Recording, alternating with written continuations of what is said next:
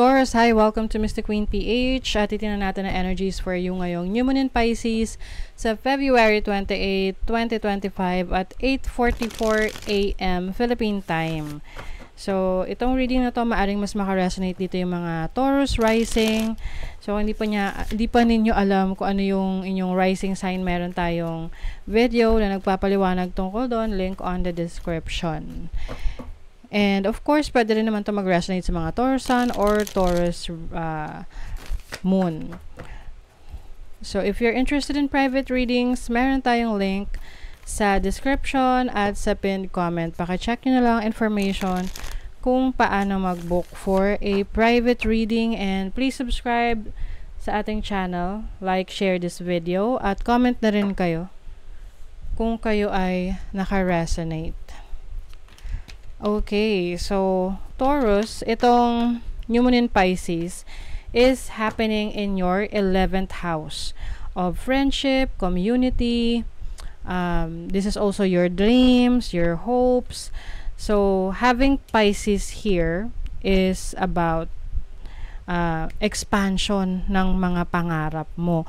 Kasi ngayon, ina-align mo or nag-a-align na yung mga goals mo versus doon sa life's purpose mo. Having North Node here, which is also in your 11th house. So, meron tong challenging aspect sa iyong second house of finances. Pero, since Jupiter is a benefic planet, so ibig sabihin yan, favorable sa'yo.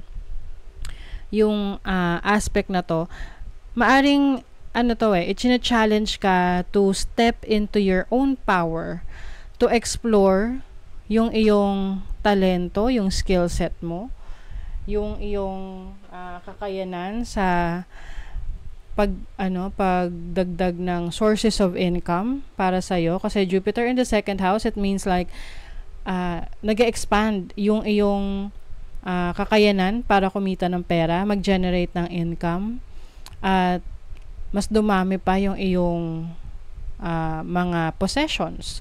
This can be material possessions or maaring related to your skill set, your creative talents. And 11th house is about your visibility sa community. So maaring iba sa inyo, meron kayong binibuild na community, or you are already nabuo mo na yung community na yan, pwedeng sa social media, like you have a Facebook group or a certain following, pwedeng ikaw ay isang content creator, or meron kang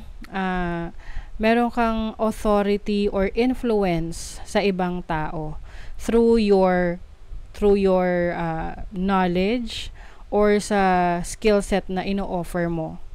Okay? So, second house is yung mga values mo. Ano ba yung bina-value mo sa buhay mo? And that is what you are going to share sa iba. At sa pamamagitan ng pag-share mo na yan, pati yung pangarap mo natutupad. So, ang New Moon is about new beginnings. Maaring meron kang bagong isi-set na goals and dreams for yourself. Let's see what else. Oh, you have the source. You are related or connected to the source. So, when we say to the source, you have a special connection to God. You have you are more of a spiritual person. Maaring ikaw ay healer, spiritual teacher, spiritual leader, divine temple. Temple is yourself, diba? Yung sarili mo. So, I think some of you, meron kayong certain influence sa community na nasasakupan ninyo. So, some of you might be, yun nga, influencers or leaders. Sexuality, you are stepping into your own power, your own self, yung sarili mo. Maari ring meron kang advocacy na medyo parang para sa iba medyo sensitive or parang anong tawag dyan? Controversial, oo. Na hindi lahat nag-a-agree, pero paninindigan mo yon kasi yun yung beliefs mo eh. Oh my God. O see, spiritual awakening. Some of you are awakening into your own belief system, or meron kang sarili mong pananalig, pananaw sa buhay that you're going to share with others. Hindi lang naman to about spirituality. This can be perspective sa buhay, 'di ba? Na gusto mong i-share sa iba because you have experienced yung mga ups and downs doon sa certain area or field na yon. Kumbaga, you are going to share your expertise. Let's see what else. And this is going to generate more income sa inyo. Oh, you have the devil. You also have the fool. I think you are stepping into your own experience or stepping into your own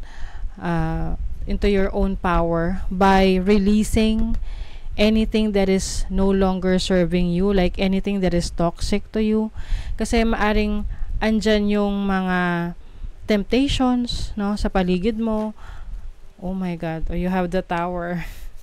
May mga temptations sa paligid mo, but ganun ka magiging malakas para mag-resist ng temptations because you want to break free from that toxic environment na meron ka. Oh, you have the Ace of Wands.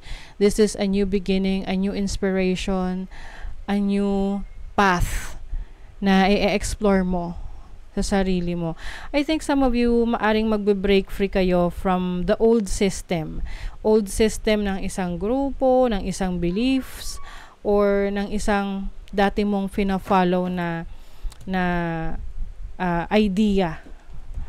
And now, you are going to explore a new opportunity in terms of your belief system that will lead you to a new source of income or mag-a-add ng value sa buhay mo. The end of a tough cycle approaches. Yes. Oh, tapos na yung mga challenging situations for you, Taurus. Look at the bigger picture. So I think mas nagigain ka ng perspective, ng knowledge. Mas nagmamature ka ngayon in terms of understanding yung ibang tao because of the spiritual awakening na pinagdadaanan mo or maaring pinagdaanan mo na. But actually kasi ang spiritual awakening, it is a continuous process no? Na nag-i-improve tayo as we grow older, as we mature. Nothing will come off this situation. I think you will realize na meron ka ng mga bagay na anything unhealthy that you need to release. Oo. Yung mga unhealthy habits mo na yun yung way mo to start something new in your life, something refreshing, something exciting. Okay? So that is your reading, Taurus. Thank you so much. See you again.